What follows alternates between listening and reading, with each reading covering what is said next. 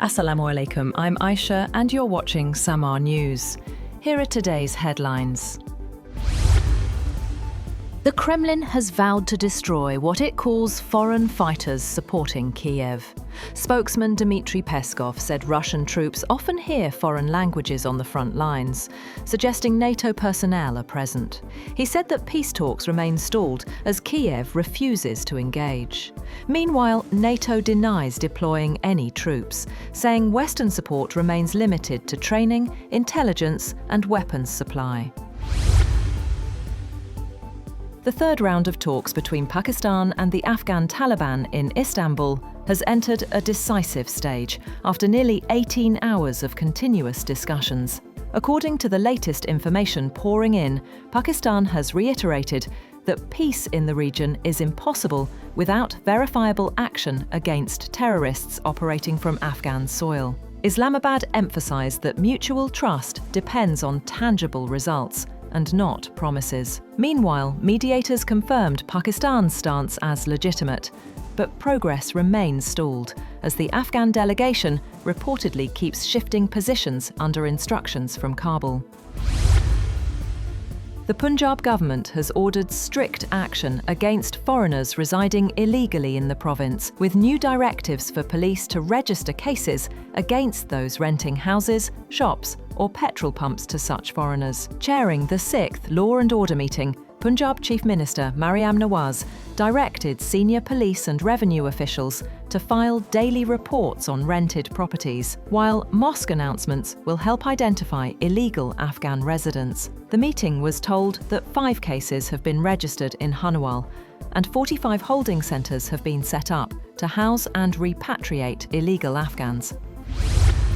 US President Donald Trump has highlighted close ties between the US and Japan after a day spent alongside the country's new conservative Prime Minister, SAMAA TV, whom he described as a winner, offering warm praise for his counterpart. Trump then talked about having a beautiful friendship with Japan. He said he has huge respect for Japan and the country, and now a really great respect for the new and incredible Prime Minister, prompting cheers and applause from the servicemen in the crowd.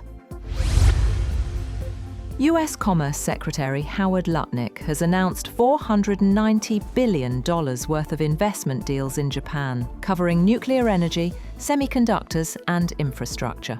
The announcement came during a business leaders event in Tokyo, attended by President Trump. The US president's visit marks his first trip to Japan since 2019 and comes as Tokyo earlier pledged $550 billion in strategic investments and loans to secure relief from US import tariffs.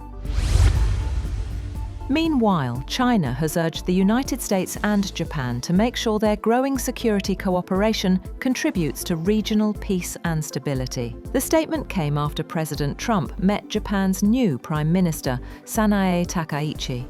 Foreign Ministry spokesperson Guo Jiakun also called on Japan to respect the security concerns of its neighbours and reflect deeply on its history of aggression. Taiwan's foreign minister has said that he is not worried that US President Donald Trump will abandon the island in his meeting this week with Chinese President Xi Jinping in South Korea. Since taking office earlier this year, Trump has vacillated on his position towards China-claimed Taiwan as he seeks to strike a trade deal with Beijing. Trump says Xi has told him he will not invade while the Republican president is in office, but Trump has yet to approve any new US arms sales to Taipei. US President Donald Trump has once again claimed credit for preventing an Indo-Pak war, saying that his threat of trade tariffs convinced both countries to step back from the brink of conflict. Addressing the business community in Japan, Trump claimed, for the second time during the ongoing trip, that he stopped the India-Pakistan war through trade diplomacy. He said 7 brand new, beautiful planes were shot down. Pakistan and Saudi Arabia have launched a new economic cooperation framework, reaffirming their shared commitment to boost trade and investment ties. The Foreign Office says the framework was agreed upon during Prime Minister Shahbaz Sharif's meeting with Saudi Crown Prince Mohammed bin Salman on the sidelines of the Future Investment Initiative in Riyadh. The initiative will focus on strategic, high-impact projects in economic, trade and development sectors, with a strong emphasis on private sector participation and expanding bilateral trade. Pakistan has offered Bangladesh access to the Karachi Port Trust, allowing Dhaka to expand its trade network with China and Central Asian countries. The offer was extended during the 9th Pak-Bangladesh Joint Economic Commission meeting held in Dhaka, the first such meeting in 20 years.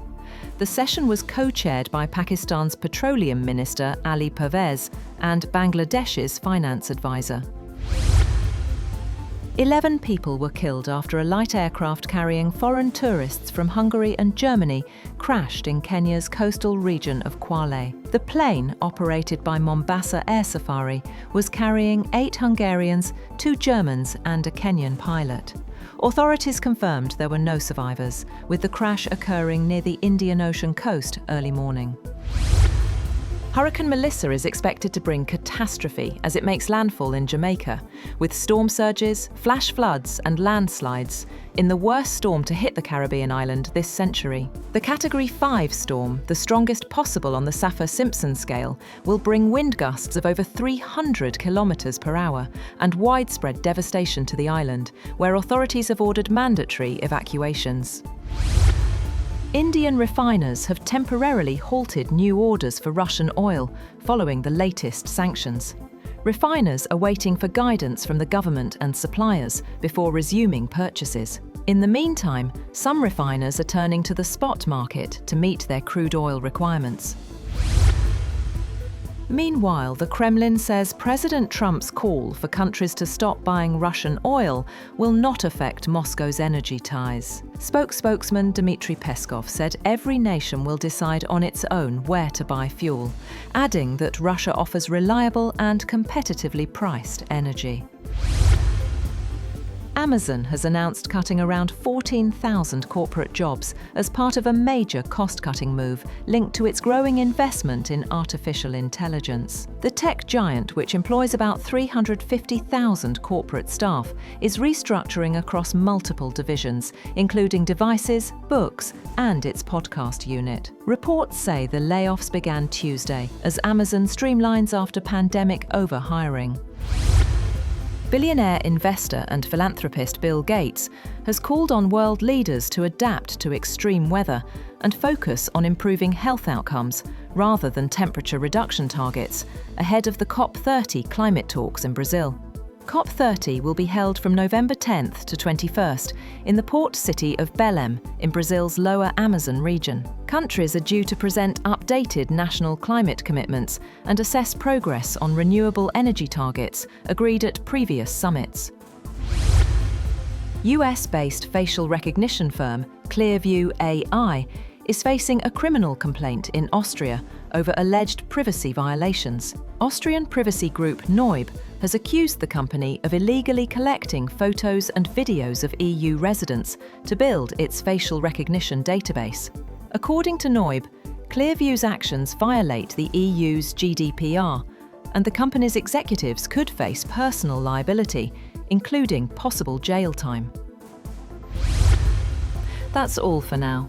For more updates, visit www.SAMAA TV.